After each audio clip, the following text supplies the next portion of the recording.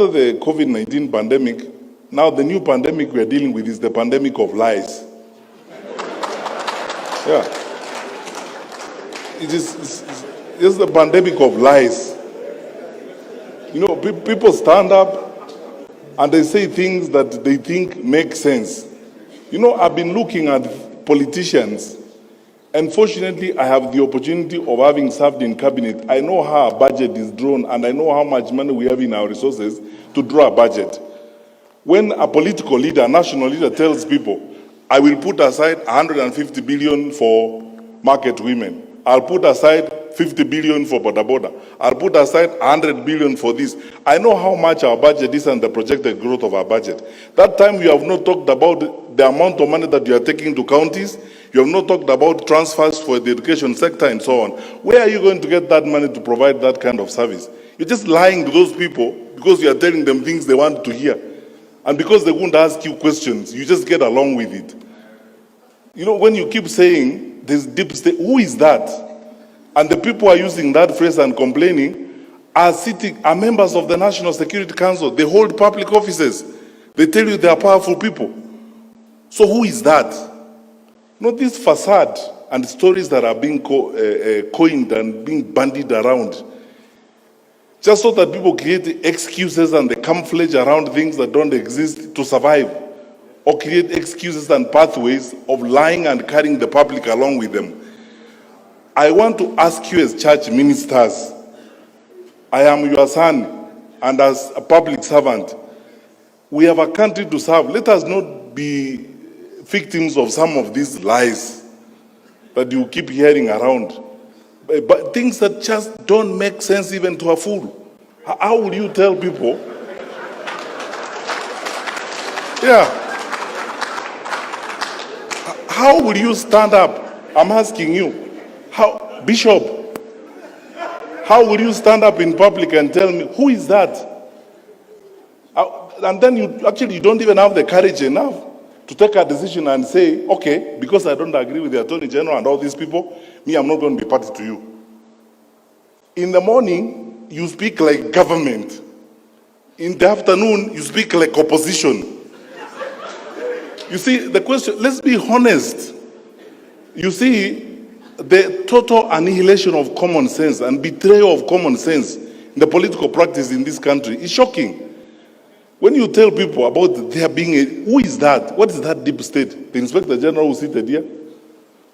We have passed a constitution that requires us, it's in black and white. You know, even me, if I have to give directions to the Inspector General, the law requires that I put it in writing. And since I became Minister for Interior, I told the nation the other day, I've written 2 such letters, one to Boynet and one to him, to provide policy guidance. And even before I send it, I asked the Attorney General, does it pass muster? The Attorney General says, under the law, you can't do this. So, stop here, let us proceed. Now, how can you turn around in a country of the amount of freedom that we have? Nairobi, for your record, Bishop, Nairobi houses the largest number of foreign correspondents and media houses on this continent. I've challenged people, if you don't think there's freedom in Nairobi, go and report from Addis. Yeah. With all this freedom we have, in a country where the president is insulted liberally by everybody, by opposition politicians, how will you tell me that there exists a covert, dark op element of government that is intended to do certain things? When did you last face and scrutinize and excoriate the Minister for Security? I am here to answer questions.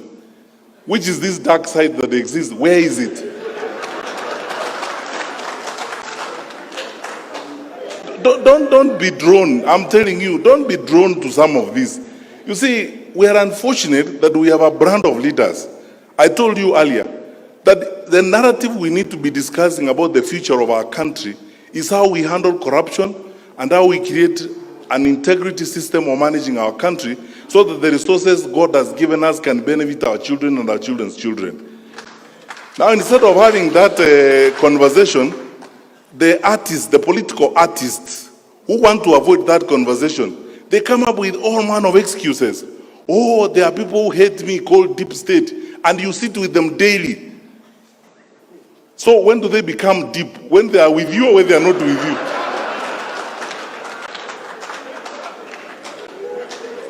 So, look,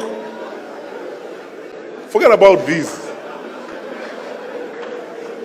We run an open,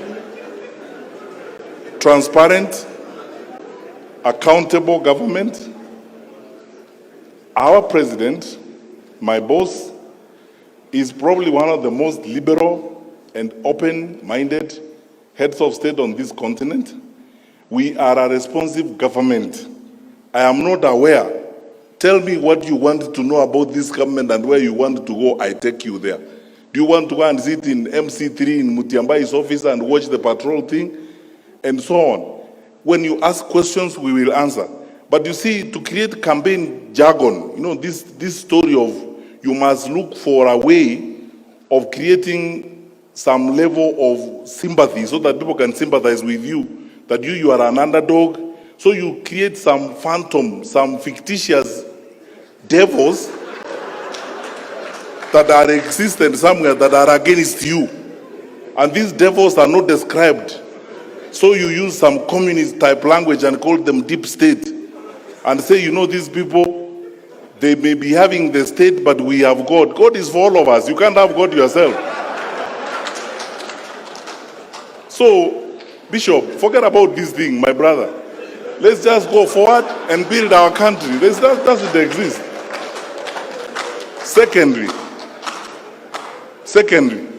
and that's why I say thank you for asking me this question, because I never get this opportunity to respond to these things. So I tell you what I think. I mean, if I wasn't before religious leaders, I would have even used a stronger language. Because this is petty, it's empty, there's nothing, it's hollow. People are just loitering around saying things that don't exist. Let them deal with issues. You know, I keep telling people, these elections are like an interview. You leaders have conducted interviews before, haven't you? So when I come before you, you tell me, Fred, good, you want this job? Yes. Where have you been? I tell you, I was headmaster there, I was this. You ask me, what did you do when you were there? How did you handle the students? What did happen? And so on. People are running around here who have held public responsibilities. They are not accounting for what they did when they were holding those public responsibilities. You are the religious leaders. The story of talents in the New Testament. What did you do with the ones I gave you first before you come for more? Now, yeah. Now they are lying. Yeah. They are moving around and saying, oh, you know me. As you know, please sympathize with me. There is a certain dark group of people called deep state who hate me. They don't like me. They don't want me to be a leader. They plot evil against me. You drive public money in that state. You eat food bought by that public state that you are condemning. You live in a house of that state. When does it become deep and deeper than you?